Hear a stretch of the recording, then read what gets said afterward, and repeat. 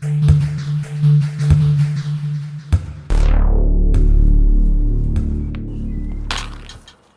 up, guys? The Snowman here, and today I want to go over all the different kinds of international soccer events you will see on TV. If you haven't already checked out my video where I go over the different kinds of club soccer competitions, please check that out as well. But today we're keeping it country v. country, and there are a lot of them. Some of them can be confusing because they're not annually. They happen every 2 or 4 years, so can be some confusion there. But today I want to go over all the different kinds of international football events. So obviously the big daddy, the one you are most likely to watch, the World Cup, and that happens every 40 years. It's been taking place since 1930. Used to be 13 teams, but through the years it has grown to 32. Actually, in 2026, when the United States, Mexico, and Canada host the World Cup, it's going to go all the way up to 48 teams, so expansion is upon us again. And the World Cup, if you didn't know, a month-long tournament typically takes place in the summertime, and qualifying takes place the prior 2-3 years.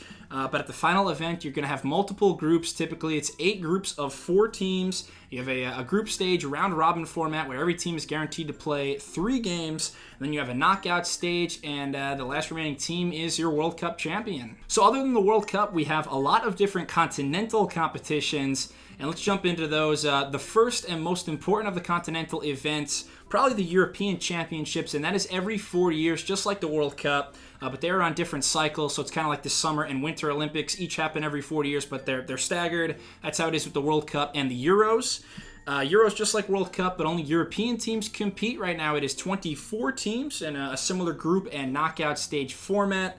They alternate who hosts that within the European nations, and this is essentially the second biggest football tournament, internationally speaking, after the World Cup. Other continental competitions, the Copa America, which is for South American teams, or the CONMEBOL Federation, typically a 12-team tournament, same format as the World Cup and as the European Championships, minus the qualifying, though, since there's not as many South American teams to choose from.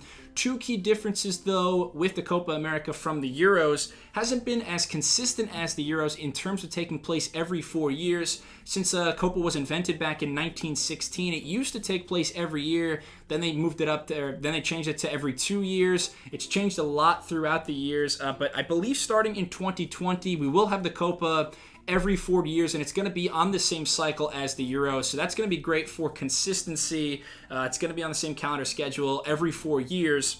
The other thing, you will occasionally see a non-South American team at the Copa America, and that's because there's only 10 teams in the South American Soccer Federation, so they'll sometimes invite nations from other federations. For example, in 2019, they invited Japan and Qatar. At the Copa America Centenario in 2016, the 100-year celebration, they invited some North American teams as well. So that is just kind of, the more the merrier to make the party a little bit more fun. They will sometimes have non-South American teams. That's different from the Euros, who at the European Championships, it is 100% of the time only European nations. The third continental competition you might see is the CONCACAF Gold Cup. That is for North and Central American teams to compete for supremacy, and that is every 2 years. So this is the first event we're talking about that is not every 4 years, but every 2.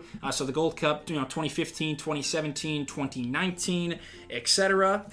Gold Cup usually a 16-team event, though, with nations from North America, Central America, and the Caribbean. We also have the African Cup of Nations for the African countries to duke it out. That is a 24-team tournament, and like the Gold Cup, it is on the same cycle every 2 years, so 2015, 17, 19, 21, and on and on. Then we also have for Asia, it's simply called the Asian Cup, and like the African Cup of Nations, it is a 24-team competition, but that is a quadrennial event, so every 4 years, that's back on the same cycle. The Asian Cup is as the Euros and Copa America, so every 4 years. Again, as a reminder, Gold Cup and African Cup of Nations, North America and Africa are every 2 years, but Europe, South America, and Asia so far every 4 years. And then the final continental federation is OFC, or Oceania. This is kind of the Pacific region, and they have the OFC Nations Cup every 4 years. Same cycle as the Asian Cup and the Euros. Universally regarded, though, as the weakest the weakest continent or federation. Really, Australia left years ago, so the only notable team in Oceania is New Zealand. They pretty much get a free pass most of the time to the World Cup every 4 years. All right, and then a few other things I want to mention. Other than those 6 continental competitions, we also used to have the Confederations Cup, which I believe has actually been abolished now by FIFA. But for the Confed Cup, it was basically a dress rehearsal for the World Cup. So every 4 years, and it took place the summer before the Men's World Cup. And it was always hosted by the same World Cup host. So Russia had it in 2017, Brazil in 2013, the summer before, South Africa in 2009, etc. But the Confed Cup always had 8 teams. It had the 6 reigning continental champs along with the reigning World Cup holders and the host nation. So that used to be kind of a fun dress rehearsal tune-up event. And one other men's competition that is pretty new is the UEFA Nations League. That is not the same thing as the Euros or the European Championships. UEFA invented this basically as like a more fun way to have friendlies. So it is an ongoing kind of competition where a champ is crowned every 2 years. Portugal claiming the first ever UEFA Nations League. But I believe if you win your group, you can actually gain automatic entry towards the European Championships. But the UEFA Nations League, not a singular month-long event like all the other events I've talked about so far today.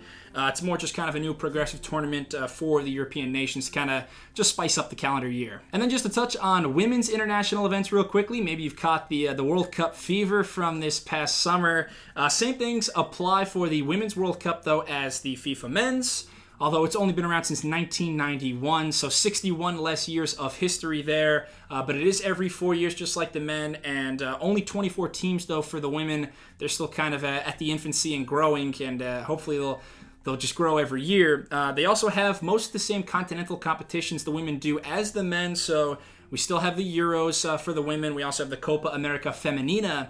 And one last note about the women, the Summer Olympics are a much bigger deal when it comes to women's soccer than men. That's because we don't care as much about men's soccer at the Summer Olympics because it's not the actual teams. It's just 23 years and under. They're not allowed to bring their senior level teams. But for the women, they are. So at the Summer Olympics, we do get the real players, the full lineups, and that is why it's such a prestigious competition. So the women, they're focusing on their continental competitions, but the World Cup and the Summer Olympics are almost as big as the World Cup for the women. That's a huge deal for them. All right, thank you so much for watching this video. If you enjoyed it, please subscribe to the Snowman Sports Media. Give me a thumbs up. If you have any questions about any international or club soccer competitions for that matter, please leave a comment and I will try to do my best. But yeah, thanks a lot. See you soon. Cheers.